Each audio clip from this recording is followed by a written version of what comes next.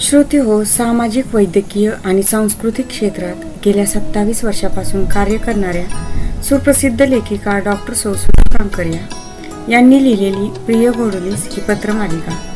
तर श्रोते हो, आता आपण ऐकूयात या पत्रमालिकेतील हे पत्र 32वे. ये हृदयीचे ते हृदयी घातले, प्रिय गोडोली अनेक उत्तम आशीर्वाद. गालावरच्या कुसुमी किंवा कुसुमांच्या गाली श्री स्वतंत्र ते भगवती या गाण्याचे आर्त स्वर माझ्या कानावर आले आणि माझं अंतःकरण भरून आलं. देशभक्तीच्या अनेक छटा माझ्या हृदयात उमटल्या. माझ्या देहाचा कण न कण कान बनून ते गीत ऐकत होता. माझी पावलं आपोआपच त्या दिशेला वळली आणि थांबली ती स्वरांच्या समीप जाऊनच. वा, बाण हरपून ती चिमुकली बालमंडळी हे गीत गात होती. हात जोडलेले आणि डोळे मिटलेले. माझेही हात आपोआपच जोडले गेले आणि डोळेही मिटून गेले. ते शब्द, स्वर, गीत ऐकून कान तृप्त झाले होते. गाणे संपले, स्वर थांबले, मी डोळे उघडले. मी एका अंध शाळेमध्ये उभे होते याचे मला भान आले. शाळेचे गुरुजीही अंधच होते. शाळा माझ्या परिचयाची नव्हती, पण शाळेबद्दल मी ऐकून होते. इथली मुले हुशार आहेत. अभ्यासासोबतच मेणबत्ती बनवणे, खडू बनवणे, खुर्च्या तयार करणे हे कामही करतात हे माझ्या कानावर आलं होतं. पण त्यांची भेट अशी होईल असे मात्र वाटले नव्हते. सकाळी 9ची वेळ.